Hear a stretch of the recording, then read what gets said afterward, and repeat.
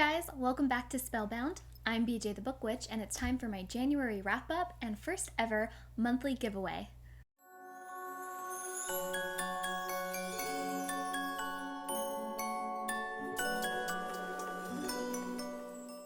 So this is my first wrap-up video ever, but I'm sure you guys will bear with me while we take a look at some of the really great books that I read throughout January. Let's start with YA. Dark and Deepest Red by Anna Marie McLemore, published by Macmillan in 2020. So this book takes place in both medieval times and present day. In medieval times, we're with Lala and Alifair as they try to outrun accusations of witchcraft in the height of the Malleus Maleficarum and the witch hunts of that time period. In present day, we're with Emil and Rosella, as these two teenagers are descendants of both Latinx and Romani cultures as they learn to embrace and really celebrate their cultural heritage. Rating. So I gave this book 5 stars, and I just wanted to talk about my grading scale for a second.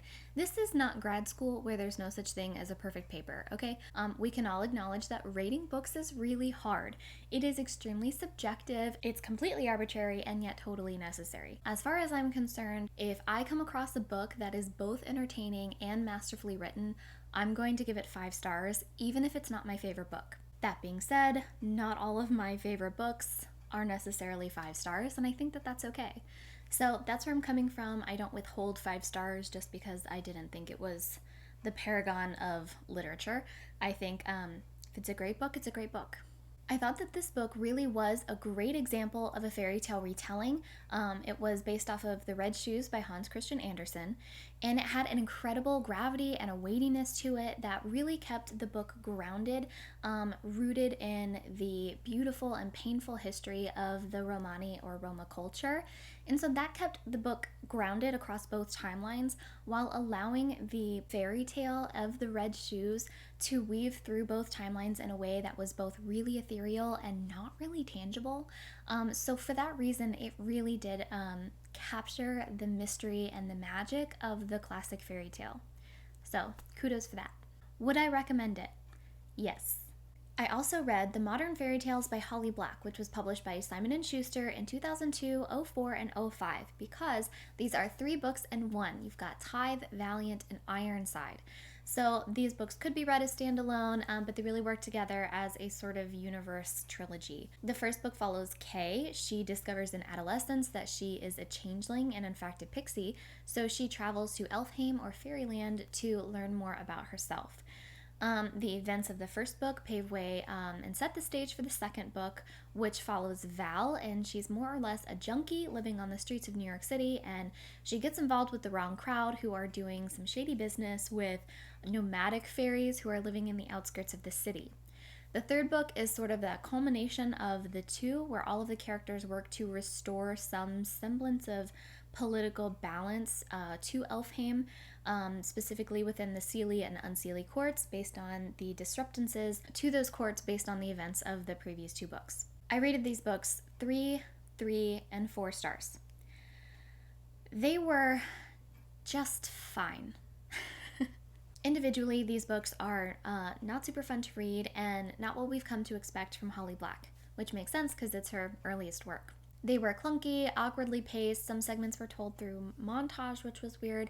The characters were really unlikable, but mostly that's because we were kept at such a distance from their own headspaces that we weren't able to see or experience their feelings, thoughts, emotions, motivations. So it made the moments whenever they did act with agency and make decisions really bizarre because we didn't know why they made those choices. But to its benefit, those moments were few and far between because for the most part, most of these stories happen to our characters.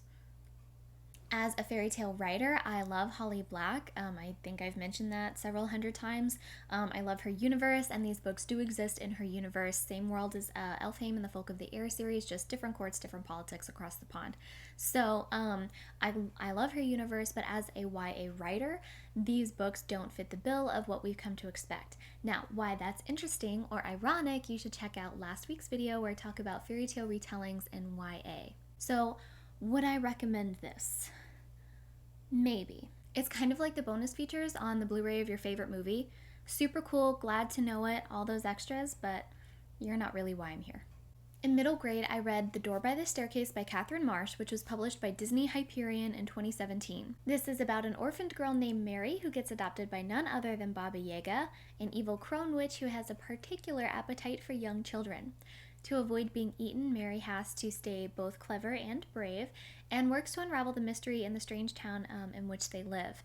This book also incorporates lots of other elements from Slavic folklore, including a talking cat, a firebird, a rusalka, a domovoi, and of course, the house that tends to run away because it's on giant chicken legs.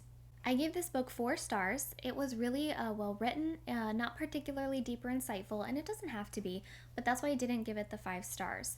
As a fairy tale, this does a great job of incorporating a classic Slavic folklore character and archetype is the word I was searching for, in the form of Baba Yaga, and incorporating other elements too. So as a fairy tale, I found this really successful, and you can find more on that in last week's episode about fairy tale retellings. It does read a little leisurely, it has a leisurely pace, and it is a little slow in a couple places, and it reads quite young, so I would put this on the younger side of middle grade. But would I recommend it? Yes, I definitely would, and definitely to younger children. My fiction novel was The 10,000 Doors of January by Alix E. Harrow, and was published in 2019 by Redhook. So this is about a girl named January Scholar who discovers that there are these doors or portals to new worlds, and in doing so, she also realizes that there's an ancient secret society whose sole purpose is dedicated to permanently closing and destroying these doors and harming her in the process. So she embarks on an adventure to find her missing father and to retrace his steps back through these doors between worlds. So I gave this book 4 stars. This book is a treasure for book lovers and a love letter to books and literature itself. It was a pleasure to read, a great adventure. For fans of Neil Gaiman and his book Neverwhere, or other stories that explore the possibilities of characters as doors or portals themselves, like with his character named Door, you'll really love this book. It was a wonderful adventure, but really the prose is so beautiful, it stays with you.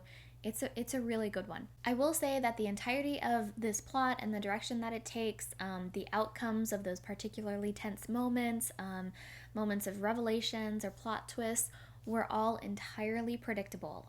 I called what was going to happen several pages ahead of time, every time. While that doesn't take away from the world building and the adventure, it does lower the suspense quite a bit. So keep that in mind. Whatever you think is going to happen will probably happen, but it's still a really great ride. Would I recommend this? Absolutely. So for lit fiction, I read Who is Changed and Who is Dead, written by Barbara Comyns and first published by the Dorothy Project in 1954.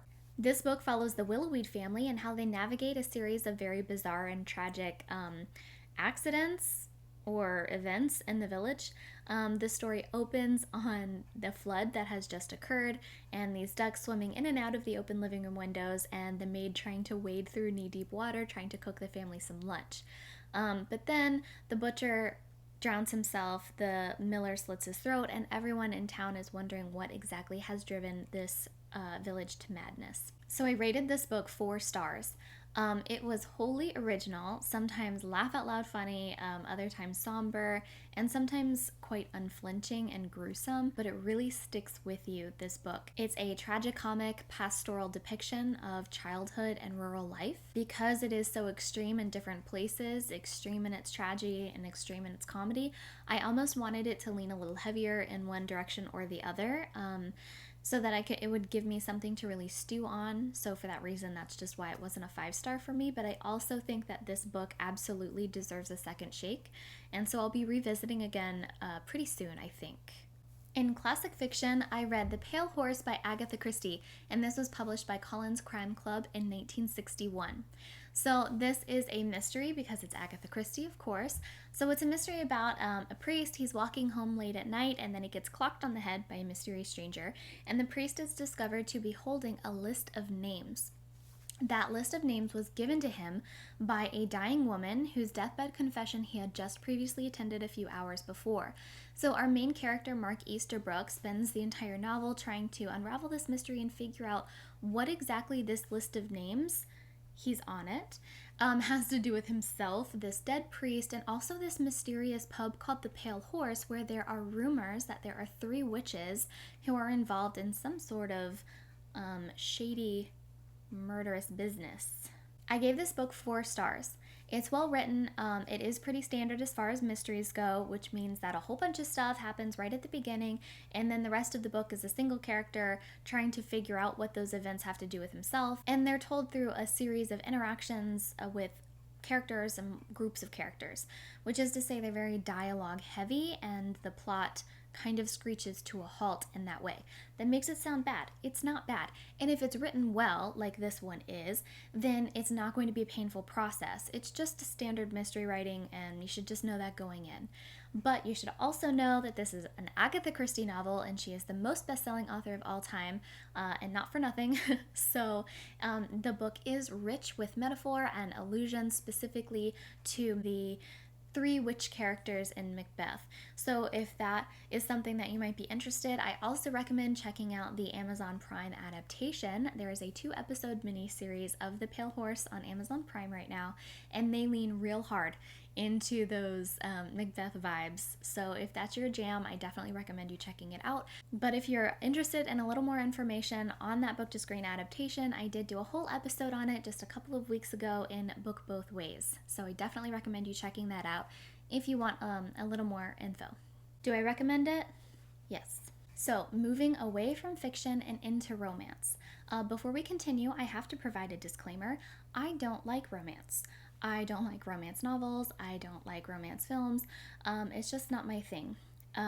True story, I had only just started working with my incredible content team at Disney when I almost completely torpedoed any and all chance at female companionship one morning when I came into Big Cheese, which was the name of our break room, and I was ranting and raving about a romance movie that I had watched over the weekend called About Time, which I hate. And anyway, as it turns out, that's their collective favorite film, and seriously, it took weeks before I was back in their good graces. So I'm working on it. It's just not my favorite. But that being said, because I am working on it, next month I have a whole Book Both Ways episode where I'll be talking about romance as a legitimate genre within fiction and some of the stigmas attached to it, which clearly I am guilty of perpetuating. But all that matters right now is that I read 2 romance novels this month.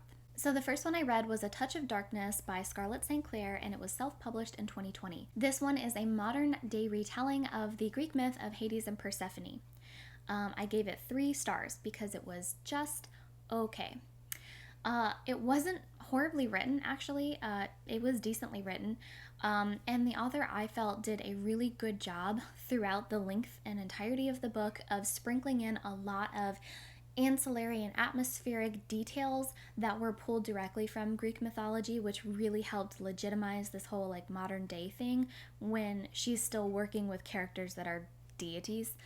So that helped actually, and it made the whole atmosphere feel rich.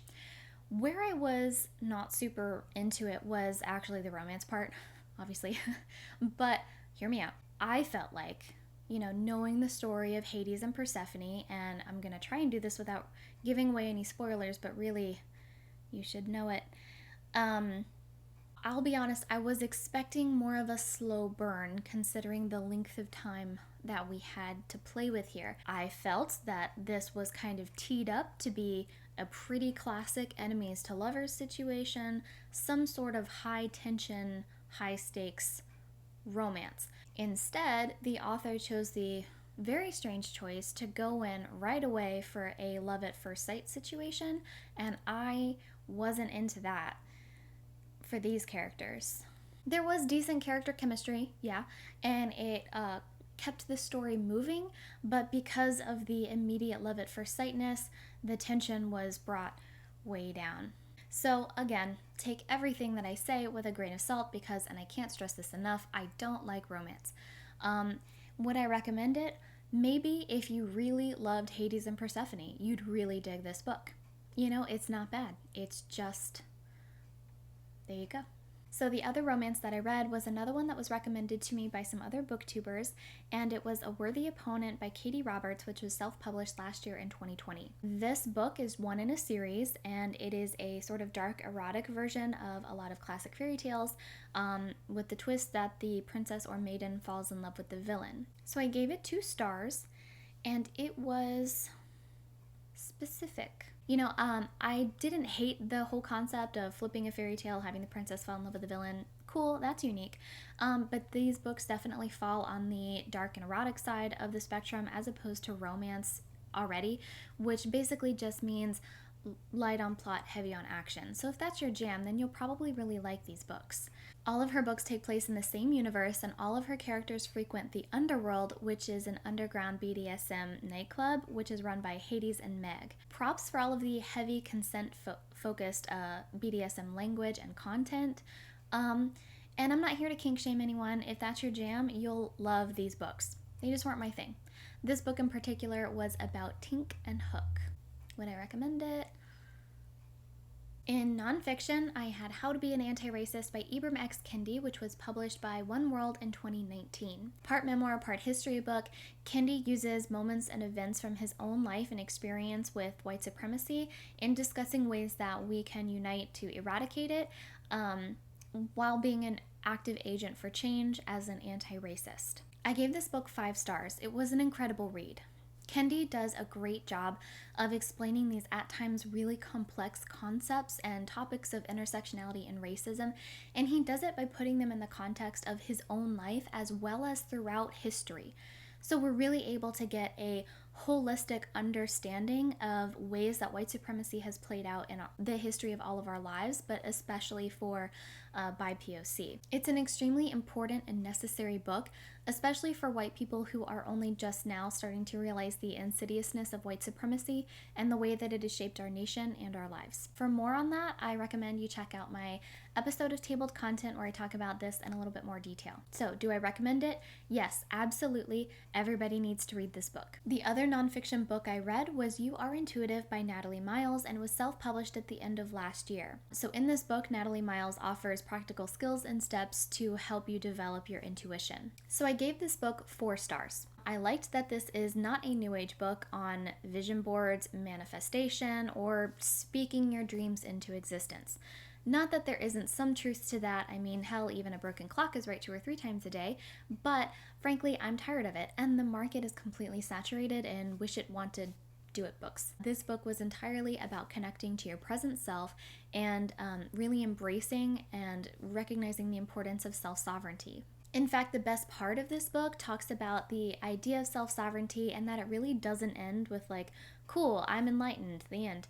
But really talks about using your self-sovereignty as an agent for change, to show up in the collective, to heal ancestral trauma, and to really speak your truth in advocating for other people, which is something that I really respected for this book. I go a little further into that in the way that this social justice language is starting to show up in spiritual nonfiction in an episode of Tabled Content. So I didn't give it 5 stars because frankly it wasn't an outstanding piece of writing and there were superficial errors in the beginning of the book which was disappointing. So while I loved the premise of this book and the conclusion, I didn't love this very weird and oddly specific detour that she took right in the middle to talk about spirit guides. So this has nothing to do with whether or not I do believe in any or all of what she said about spirit guides because frankly it's not your business and it's also not my point. My point is this book did a really great job, I thought, of using vague and non-threatening terminology and references in a way that was inclusive and non-threatening to people of all different walks of life, languages, beliefs, faiths, and religions.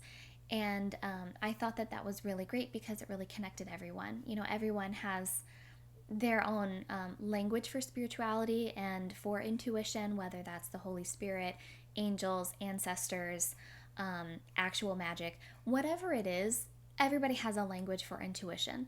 And so she does a good job of really incorporating that into her book in a way that doesn't alienate anyone. And in fact, she does a really great job of this by, she doesn't refer to the divine or God by a specific name. She only refers to it with the infinity symbol, which I felt was really inclusive. It really took me back to when I was first learning that in early versions of the Jewish Bible, they also don't refer to God by name. They have a series of capital letters because God doesn't have a name. So it wasn't until later translations, especially in recent history, where we gave God the name Yahweh and then named him God, or the Lord, in all caps in the Bible. So I really appreciated that. I thought it was a really fundamentally inclusive way to speak to everyone. Which is why it was so weird that she went into this very unflinching description of spirit guides. She talks about ancestral spirit guides, past life guides, animal guides, constellation guides, ancestral guides, I think I said that, angels, spirits, lovers, the whole bit. And she is very definitive in her language with this. So again, this is not about whether or not I specifically believe that or not. I'm just surprised that she went in such a direction with this, because that would have been the moment where you've officially alienated your audience, where now someone has reached this point and there's the potential that they now see this as a contradiction to their beliefs instead of a companion. And you've lost them before you get to the most important point of the book and your conclusions with, cool, now you're tuned into your intuition. Here's how you show up in the world and do something with it. That's disappointing because now you've alienated your audience. So for that reason, 4 out of 5 stars. It was still good, but maybe just skip that bit if that's not your jam, or just take it with a grain of salt, or find a way to rewrite what she's saying into a way that makes sense with your own internal beliefs. But would I recommend it? Yeah, I would. So those are most of the books that I read throughout January. I did pick up some others here and there, and to see my reviews on those, you can check out Goodreads. But I know that it's the moment that you've all been waiting for, because it's the end of the month, which means it's time for a giveaway. So it's my first ever giveaway, and I'm very excited. Each month I'll be giving away at least one book at the end of the month, with some special pop-ups and surprises along the way. But these giveaways will be on Instagram, so you'll have to be following me here to stay updated with my giveaways. So here we go. This is the January giveaway. The book for this month is The Darkest Part of the Forest by Holly Black. This is a standalone in her Elfhame universe, so it is set in the same world as her Folk of the Air series and the modern fairy tales that I just reviewed this month. But I love this book. It is one of my favorite books, and the Folk of the Air series is one of my favorites. It's right over there, and I've mentioned it about 100 times how much I love Holly Black, and I wanted to give her a little bit of redemption since I skewered her so thoroughly this month. So it is one of my favorite books, and I really hope you like it. So, important disclaimers. YouTube is not at all affiliated with this giveaway, and Instagram is not at all affiliated with this giveaway, and I'll say that in the description box as well as in my Instagram post. So, to enter into the giveaway, which I will also post in the description box below, all you have to do is make sure that you're following me on Instagram and you like and comment on my post, which I'll be posting later today, which says giveaway. In your comment, tell me if you like any of the books that I read throughout January, or if not, if any of them sound interesting to you. That's it. Just make sure you're following me and you like and comment on my post that says giveaway. This giveaway will last until January 5th, and on January 6th, I will announce the winner in my February TBR video. I really hope to see everyone enter the giveaway, but even if not, drop me a comment below and tell me about the books that you read throughout January, if you read any of these books, and if you agree with my ratings or not. You don't have to agree with me. I just want to hear you talk about books. It's my favorite thing to talk about. Either way, thanks for sticking around, and as always, happy reading!